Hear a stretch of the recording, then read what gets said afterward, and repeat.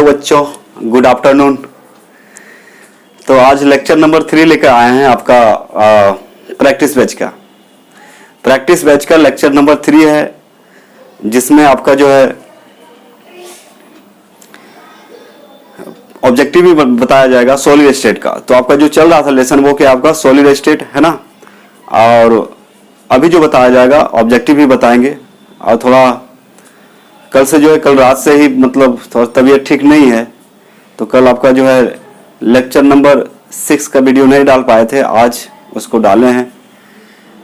और एक काम कीजिएगा आप लोग, वीडियो जो शेयर करते ही हैं आप लोग, लेकिन नहीं कीजिए, रिक्वेस्ट है, बहुत मेहनत करना पड़ता है। और समझ ही रहे हैं अभी लॉकडाउन चल रहा है, प्रेशर बहुत ज़्यादा है, रेंट हो गया, बिजली बिल हो गया, इंटरनेट खर्च हो गया, तो बहुत सारे खर्च हैं, खर्च तो रुका नहीं है। तो कहने का मतलब हम मेहनत का पैसा ले रहे हैं, जो भी ले रहे हैं, और कोई खास नहीं ले रहे हैं, मतलब सभी दे सकते हैं। तो जो बच्चे वीडियो को शेयर करते हैं उनसे रिक्वेस्ट है, अनुरोध है कि वो लोग जिनको भी वीडियो शेयर करते हैं उनसे बोलिए कि सर को 500 जमा कर दें, सबसे अच्छा रहेगा। क्योंकि रोज़ हमको बोलना पड़ता है कि शेयर मत करो, लेकिन फिर भी आप करते हैं। तो आप इतना काम तो कर ही सकते हैं, जो भी लोग हो तो देखने नहीं जा रहे हैं। तो आपसे रिक्वेस्ट है, प्लीज़ जिनको भी आप वीडियो शेयर करते हो उनसे बोलिए कि आप ही पेड कर दीजिए, व्हाट्सएप पे बात कर लेंगे, हम अकाउंट नंबर दे देंगे, नहीं तो फिर आप ऑफिस आके भी दे सकते हैं कॉल करके पैसा, है ना। क्योंकि बहुत समस्या चल रहा है, और आप लोग ऐसे करेंगे तो मेरा हिम्मत और टूट जाएगा, और फिर से जो है कैसे पढ़ा पाएंगे। कभी कभी तो लगता है वीडियो ही नहीं से दें आप लोग को, जैसा करते हैं आप लोग, लेकिन सामने तो नहीं है, सब बच्चे तो वैसे नहीं है। तो इसलिए आपसे रिक्वेस्ट है, जिसको भी शेयर करते हैं वीडियो उन लोगों से बोलिए कि सर को ज़रूरत है। और क्या करेंगे कि मात्र 500 रुपये ले रहे हैं प्रैक्टिस का, उसमें भी देखिए 2 क्लास में आपका 40 ऑब्जेक्टिव बता दिए, जो कि चैप्टर से अंदर घुस के क्वेश्चन बनाना पड़ता है। जग की रात में क्वेश्चन बनाते हैं, लिखते हैं, फिर आपको पढ़ाते हैं, ताकि आपका बोर्ड 2021 का एग्ज़ाम में कोई दिक्कत ना हो, ना ऑब्जेक्टिव में दिक्कत हो, ना सब्जेक्टिव में दिक्कत हो। इसलिए आपसे रिक्वेस्ट है कि जो भी लोग जो भी वीडियो को शेयर कर रहे हैं, जिनको भी शेयर कर रहे हैं, उनको शेयर ना करें, और उनसे बोल दीजिए कि आप जो है मात्र 500 रुपये लग रहा है, जो कि 1 महीना का भी फी नहीं है। जितना मेहनत करेंगे उसके सामने ये कुछ नहीं है। आपको तो पहले बता दिए कि जो भी पैसा लिया गया है आपका जो है ये तो ख़त्म हो जाएगा। इंटरनेट चार्ज, रेंट, कोई फ्री में तो रहने नहीं देता है ना, या फिर मेरा बिहार शरीफ में अपना घर है, सब कुछ तो पे करना पड़ता है। तो इस बात को आप समझिए, और थोड़ा भी आप में मेरे प्रति प्यार है, या फिर आपको लगता है मेहनत कर रहे हैं, तो मेरा पसीना का जो है कर्ज चुकाना ना भूलें। आप लोग मेहनत कीजिए, रिजल्ट अच्छा दीजिए, मेरा सब दुख दर्द खत्म हो जाएगा। परंतु अब जो है आप लोग ऐसा करेंगे तो ठीक बात नहीं है। दूसरी बात है, हम कहाँ जाएं, आप ही समझिए। इसलिए जो भी वीडियो शेयर करते हैं, या जो भी वीडियो फ्री में देखते हैं, शेयर करने के बाद उनको भी सोचना चाहिए कि नहीं, सर को हेल्प करना ज़रूरी है, क्योंकि हम जिंदा रहेंगे तब ना आपको पढ़ा पाएंगे, सीधा बात है। अभी तक तबीयत खराब में भी पढ़ा रहे हैं। कल बहुत दुख हुआ, आप लोग का वीडियो बना के नहीं भेज पाए, क्योंकि कंडीशन बहुत ख़राब हो गया था, रात भर भी ठीक नहीं था तबीयत, फिर भी अभी वीडियो बना रहे हैं। क्योंकि बहुत बच्चे बोल भी देते हैं मुंह पे कि पैसा दिए हैं सर, तो मजबूरी कोई नहीं समझना चाहते हैं, लेकिन फिर भी हम जैसे भी हो आपके लिए काम करेंगे, और आपका कोई भी 1-1 रुपया जो है बेकार नहीं जाएगा। और वैसे तो आप लोग जो है मेरा कर्ज चुका नहीं पाइएगा ज़िंदगी भर, कोई भी गुरु जी का कर्ज चुका नहीं पाएंगे, लेकिन फिर भी थोड़ा सच्चाई आप में होनी चाहिए वीडियो भेजने वाले में और वीडियो देखने वाले में भी, क्योंकि हर लेक्चर में बोल दिया जा रहा है। तो आप लोग इस बात को ध्यान देंगे प्लीज़। जिनको भी पढ़ना है वो लोग थोड़ा पे कर दें। मात्र 500 रुपये ले रहे हैं, ज़्यादा नहीं ले रहे हैं। चूँकि आप सामने तो नहीं है, हम तो बोल ही सकते हैं आपको ना, तो इस बात को थोड़ा ध्यान दीजिए, नहीं तो फिर मूड खराब रहेगा तो पढ़ा कहाँ पाएंगे। एडमिशन है 51, व्यू जाता है 124। ये कहाँ की रीति है? मतलब 2 गुना से भी ज़्यादा वीडियो शेयर किए जा रहे हैं, ये अच्छी बात नहीं है। इसलिए आपसे रिक्वेस्ट है, जिन बच्चों को आप भेजते हैं उनको बोलिए पहले फ़ी पे कर दें, उसके बाद आराम से देखिए, कोई दिक्कत नहीं। हमको जो अभी टाइम बर्बाद हो रहा है आपका बोलने में, ये नहीं होगा। डायरेक्ट हम पढ़ाना शुरू करेंगे, ठीक है? टाइम वेस्ट करना हमको अच्छा लगता नहीं है। तो बच्चे हम लोग लगभग 40 ऑब्जेक्टिव देख लिए थे। कितने? 40 ऑब्जेक्टिव देख लिए थे। और जो है अभी जो है हम लोग क्या करेंगे कि 10 ऑब्जेक्टिव और देखेंगे, तो सॉलिड स्टेट का ऑब्जेक्टिव आपका खत्म हो जाएगा। उसके बाद हम सोच रहे हैं कि पहले 5 चैप्टर तक फिजिकल, 5 चैप्टर तक पहले ऑब्जेक्टिव जो क्वेश्चन होता है उसको लिखवा दें, तो एक जगह हो जाएगा ऑब्जेक्टिव आपका चैप्टर वाइज। समझ रहे बात को? तो आपको पढ़ने में आसानी होगी। ऑब्जेक्टिव आपका एक साथ हो जाएगा। टोटल फिजिकल केमिस्ट्री का हम सोच रहे हैं पहले ऑब्जेक्टिव पढ़ा दें, उसके बाद 2 मार्क्स पढ़ाएंगे इंपॉर्टेंट, उसके बाद 5 मार्क्स पढ़ाएंगे। ये आपको पढ़ने में सुविधा पहुंचाएगा, इसलिए बोल रहे हैं। तो आप लोग यदि लगता है कि यही सही रहेगा कि आप जो है चैप्टर वाइज पहले ऑब्जेक्टिव लिखवा दें, फिर चैप्टर वाइज 2 मार्क्स क्वेश्चन, और फिर क्या चीज़ 5 मार्क्स। खैर आपका जब सब्जेक्टिव पढ़ाया जाएगा तो 2 मार्क्स और 5 मार्क्स खत्म करने के बाद ही पढ़ाएंगे अलग चैप्टर, नेक्स्ट चैप्टर। तो हम सोच रहे हैं कि आपका ऑब्जेक्टिव एक साथ हो जाए, एक जगह हो जाए। इसलिए बच्चे आपकी यदि इच्छा हो कि पहले ऑब्जेक्टिव हम टोटल पढ़ा दें 5 चैप्टर तक, तो वैसे ही करेंगे। तो आप लोग कमेंट करके जरूर बताइएगा, कमेंट करके बताइएगा, और जो भी ऑब्जेक्टिव क्वेश्चन यहाँ पे देते हैं आपको कमेंट कीजिएगा, ठीक है?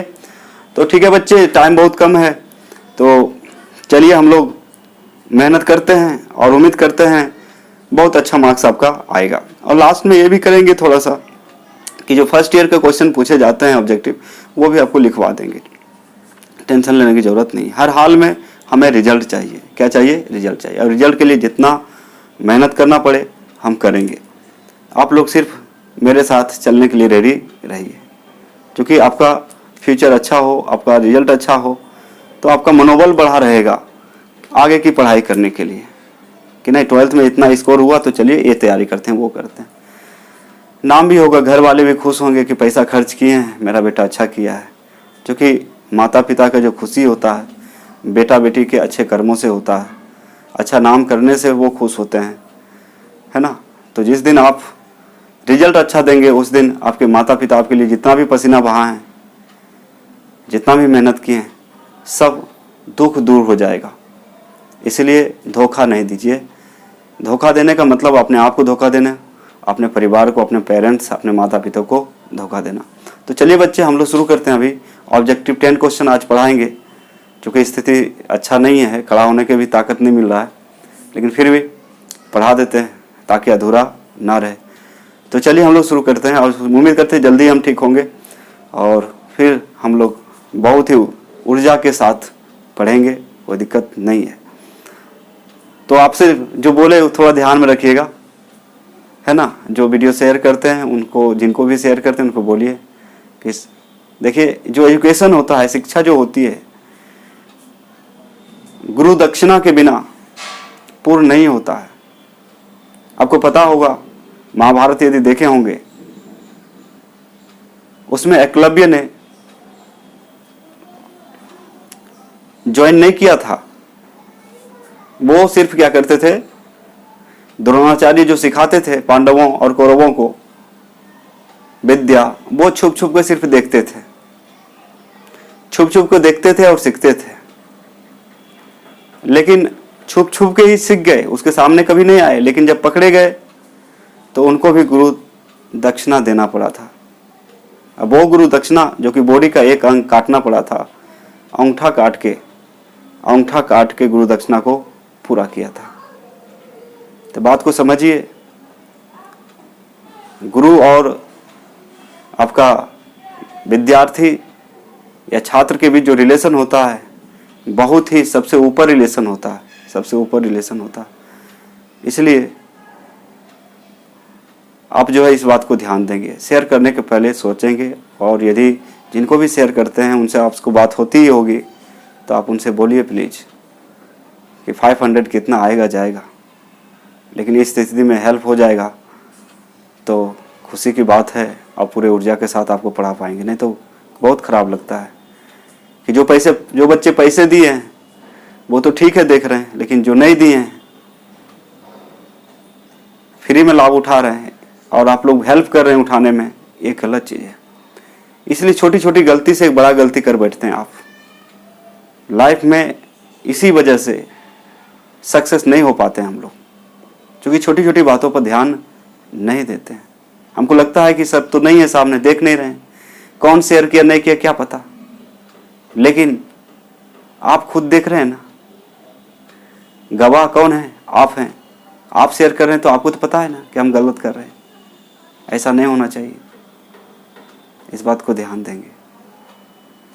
तो चलिए हम लोग स्टार्ट करते हैं। ऑब्जेक्टिव 10 क्वेश्चन अभी पढ़ाया जाएगा जो कि एनसीईआरटी का है। और दूसरी बात है, आपको जो पढ़ा रहे हैं ऐसा मत सोचिएगा कि सब नया, मतलब आपका प्रीवियस ईयर में जो क्वेश्चन पूछा गया है वो भी इंक्लूड है। 2018 हो, 20 हो, 13 हो, 15 हो, 14 हो, 17 हो, जो भी हो, चैप्टर वाइज आपको बताया जा रहा है सब कुछ। उसमें टाइम डेट नहीं दिया जा रहा है कौन सा ईयर पूछा गया, लेकिन उसमें कुछ क्वेश्चन इंक्लूड है। आप टेंशन ना लें, आप टेंशन ना लें, हम हैं इधर, आपके लिए हैं। तो चलिए बच्चे स्टार्ट करते हैं, टाइम को बर्बाद ना करते हुए। तो इस बात को इस बार ध्यान देंगे और आप लोग थोड़ा हेल्प कीजिए। हेल्प कीजिए मतलब जिनको भी वीडियो भेज रहे हैं उनको अलर्ट कीजिए और उनसे पैसा दिलवाइए, है ना। आपके लिए हम काम कर रहे हैं तो आप तो इतना कर सकते हैं, लेकिन चोरी छुपे आप यदि सोच रहे हैं कि सर नहीं देख रहे हैं, कौन किया शेयर नहीं किया, कौन देखने गया, ये गलत चीज़ है। आप खुद देख रहे हो, उसका गवाह, उसका विटनेस आप खुद हो, ठीक है। इसलिए सक्सेस हम नहीं हो पाते हैं, छोटी छोटी गलती करते हैं, अब बाद में बड़ा गलती करते हैं और चक्कर में फंस जाते हैं, लाइफ बर्बाद हो जाता है। तो हम बोलते हैं, और यदि हमको कष्ट हुआ तो फिर आपका खैर नहीं है। हम आपको मारने नहीं जाएंगे, पिटने नहीं जाएंगे, डांटने नहीं जाएंगे, लेकिन हमको यदि कष्ट हुआ तो फिर आप समझ जाइए लाइफ में आपका क्या होने वाला है। हम तो आपको श्राप नहीं देने जा रहे हैं, लेकिन फिर भी मेरा आत्मा दिल दुखी होगा तो इसको भुगतना आप ही को पड़ेगा। जैसी करनी वैसी भरनी, इसमें हम भी कुछ नहीं कर सकते हैं। यदि गलती का सजा तो मिलता ही है, समझ लीजिए इस बात को, दिमाग से निकाल दिएगा। अच्छे स्टूडेंट बने, अच्छे देश के नागरिक बने, सच्चा नागरिक बने। झूठे तो बहुत हैं, झूठे तो बहुत हैं, चोर लुच्चे लफंगे का कमी नहीं है। आप उस कैटेगरी में ना आए, क्योंकि मेरे यहाँ आप पढ़ रहे हैं, ठीक है। आपको गलत शिक्षा कभी नहीं दिया, ना देंगे लाइफ में। तो चलिए बच्चे हम लोग शुरू करते हैं, ठीक है। ध्यान रखेंगे सब, ठीक है। एक दूसरे को हेल्प करना चाहिए, तभी दुनिया चलती है, ऐसे नहीं चलती है। तो चलिए स्टार्ट करते हैं हम लोग।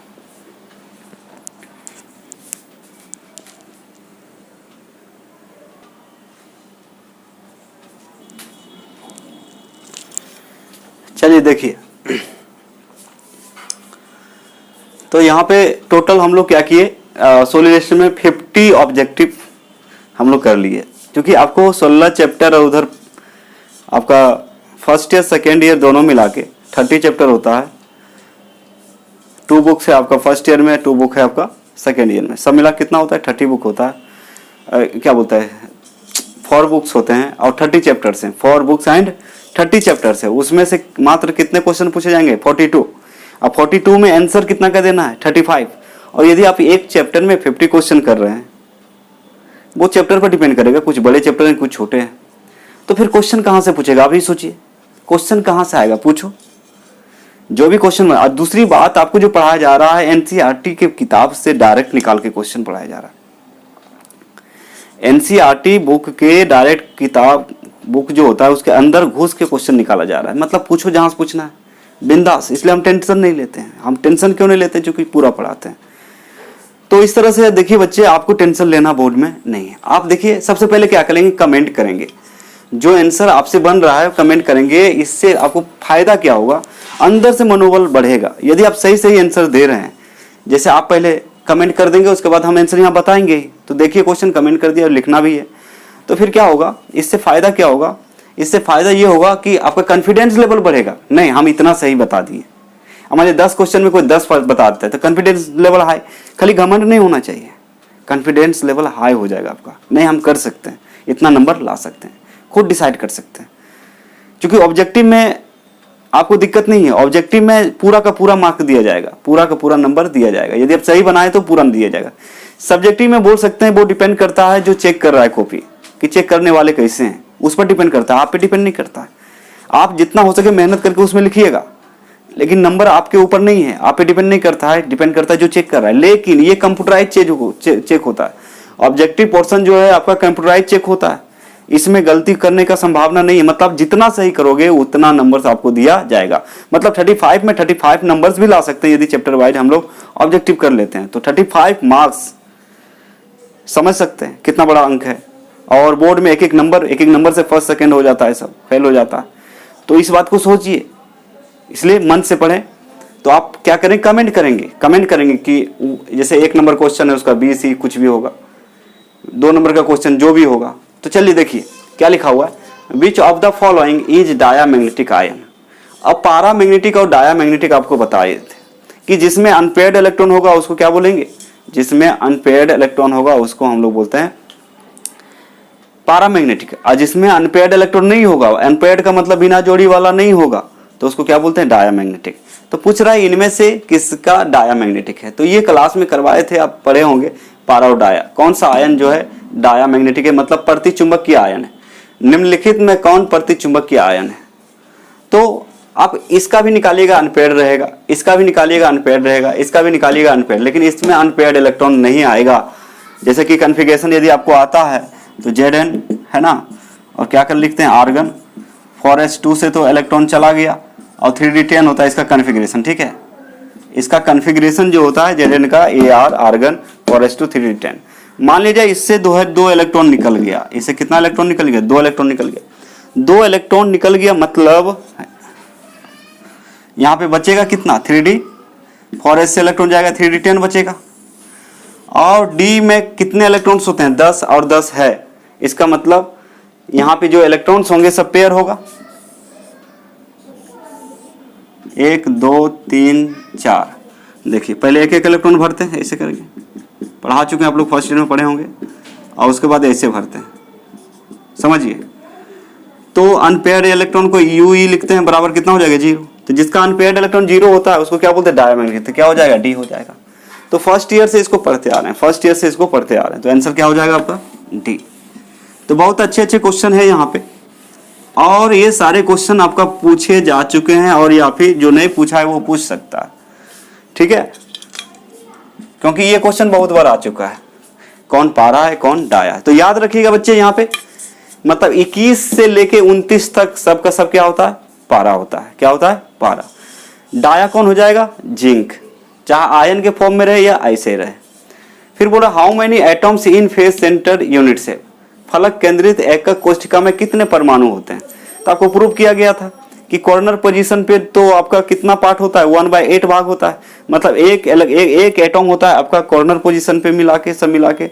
और फेस कितने होते हैं, फेस होता है 6, और एक फेस पे एटम माना जाता है कितना कंट्रीब्यूशन, 1/2। तो 1/2 इंटू 6 3, और एक कितना 4। तो आप लोग कमेंट किए होंगे कितना होगा आंसर, 4। आंसर 4।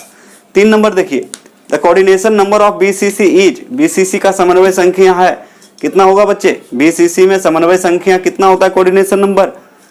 जल्दी से कमेंट करें कितना होगा, 8। कितने होंगे, 8 होगा।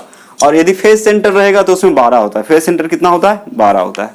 मतलब बीच में 1 है तो उसको ऊपर नीचे मिला के 6 6 12 हो जाता है।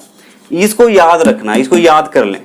Value of bore magneton μb से दिखाते हैं इज, बोर मैग्नेटॉन का मान है, बोर मैग्नेटॉन का मान याद रखिएगा कितना होगा। यदि किन्हीं को पता है तो कमेंट कर सकते हैं, A B C D। तो कौन सा हो जाएगा आंसर? ए होगा। याद रखिए, इसको याद कर लेना है। बोर मैग्नेट्रॉन यानी कि म्यू बी का मान जो होता है 9.27 इंटू 10⁻²4। ए फॉर एम्पियर है, ampere into metre square, ampere into metre square. तो याद रखिएगा 9.27 इंटू 10। ए कभी बदलेगा नहीं, फिक्स है, मतलब जो फिक्स रहता है उसको क्या करते हैं, याद रखना पड़ता है। फिर पूछ रहा है विच of the following oxide behaves like metallic copper. Which of the following oxide behaves like metallic copper. निम्नलिखित में कौन ऑक्साइड धात्विक कॉपर के समान व्यवहार करता है? धात्विक कॉपर के समान व्यवहार करता है। बहुत ही इंपॉर्टेंट है, याद रखेंगे, बहुत ही इंपॉर्टेंट है, याद रखें। ReO3 जो है, ReO3 जो है कॉपर मेटल का जो कंडक्टिविटी होता है उसके समान इसका होता है, इसलिए इसको क्या बोले, कॉपर मेटल जैसा व्यवहार करता है। बाकी ये लोग भी मेटेलिक प्रॉपर्टी दिखाता है, लेकिन अलग अलग टेम्परेचर पे, अलग अलग टेम्परेचर पे। कभी इंसुलेटर टाइप का दिखाता है, बिहेव करता है, कभी कंडक्टर के टाइप यानी कि मेटल के टाइप, मेटल के ऑक्साइड के टाइप बिहेव करता है। तो ये डिपेंड करता है टेम्परेचर पर, लेकिन इसका कंडक्टिविटी जो होता है कॉपर के कंडक्टिविटी जैसा होता है, इसलिए रेनियम ऑक्साइड, इसको क्या पढ़ते हैं, रेनियम ऑक्साइड, ये किसके जैसा व्यवहार करता है, धात्विक कॉपर के समान व्यवहार करता है। धातु कॉपर क्या है, कंडक्टर है ना, वैसा व्यवहार। तो याद करेंगे कि धात्विक कॉपर के समान कौन व्यवहार करता है, रेनियम ऑक्साइड, ReO3, याद रखिएगा। ठीक है, इस तरह से लिख लिए होंगे आप लोग, है ना। तो यहाँ पे देख लीजिए आंसर, एक बार देख लीजिए। तो 1 नंबर का डायमैग्नेटिक आयन कौन है, Zn2+। उसके बाद फेस सेंटर में कितने एटम होते हैं, 4 एटम। कितने होते हैं, 4 एटम। BCC का समन्वय संख्या कितना होता है, 8। BCC का समन्वय संख्या 8। उसके बाद फिर याद कीजिएगा value of bore magnetron. Bore magnetron का मान है कितना, 9.27 इंटू 10⁻24 और एम्पियर इंटू मीटर स्क्वायर, ये याद कर लेंगे। फिर बोल रहा है कौन सा ऑक्साइड जो है आपका कॉपर धात्विक कॉपर के समान व्यवहार करता है, तो याद रखेंगे ReO3। कौन सा ऑक्साइड जो है आपका धात्विक कॉपर के समान व्यवहार करता है, तो ReO3। क्या है, ReO3। तो ये सब क्वेश्चन यदि आपके दिमाग से गुजरा होगा तो कोई भी क्वेश्चन पूछेगा तो आप जवाब आसानी से दे सकते हैं। बात समझ में आ रही। एक बार यदि हम लोग ऑब्जेक्टिव सॉल्व कर लेते हैं तो किसी भी तरह का क्वेश्चन यदि आपसे पूछा जाए तो एक बार उससे गुजर चुके हैं तो उसका आंसर सही सही दे सकते हैं। तो याद कर लीजिए इसको।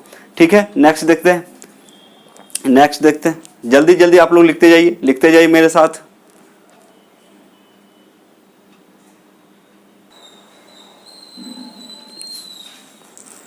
चलिए 5 क्वेश्चन और है, आप लोग कमेंट करेंगे क्वेश्चन देख के। Which of the following behaves as semiconductor. निम्नलिखित में कौन अर्धचालक से कमेंट करेंगे। क्या है, ZnS है, CdS है, CdSe है, Fe मतलब सेलेनियम, और GaAs है, गैलियम आर्सेनिक है। गैलियम आर्सेनाइड भी इसको पढ़ा जाता है, गैलियम आर्सेनाइड। तो आप बताइए कि इसमें से सेमीकंडक्टर जैसे व्यवहार कौन करता है।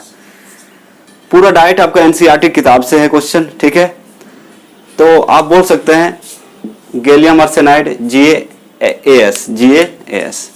Silicon doped with electron rich impurity is called.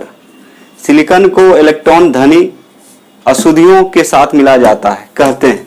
Silicon को इलेक्ट्रॉन धनी अशुद्धियों के साथ मिला जाता है तो कहते हैं, क्या कहते हैं, P type semiconductor, N type semiconductor, NPN transistor, PNP transistor. तो क्या बोलिएगा, कमेंट क्या किए होंगे आप लोग, N टाइप सेमीकंडक्टर। तो आपको बताया गया था, देखिए 13 ग्रुप को बोलते हैं इलेक्ट्रॉन डिफिशिएंट स्पीसीज, 14 को बोलते हैं इलेक्ट्रॉन प्रिसाइज ग्रुप, और 15 नंबर ग्रुप को कहा जाता है इलेक्ट्रॉन रिच। क्या कहा जाता है, फिर इलेक्ट्रॉन रिच। तो सेमीकंडक्टर के बारे में आपको पढ़ाया गया था कि जब सिलिकॉन या जर्मेनियम यानी कि 14 ग्रुप एलिमेंट को 15 ग्रुप एलिमेंट के साथ मिलाया जाएगा तो बनेगा N टाइप सेमीकंडक्टर।